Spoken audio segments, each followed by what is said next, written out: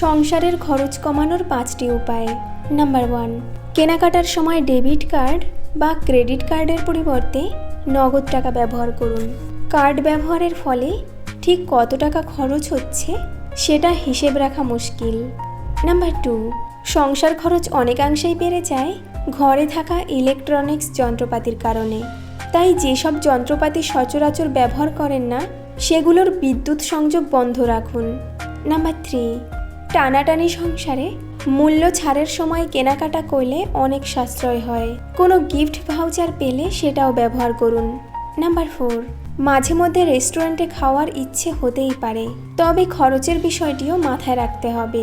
রেস্টুরেন্টে খেতে গিয়ে অযথা খাবারের টেস্টের জন্য অর্ডার না করে যেটা খেতে পারবেন সেটাই খান।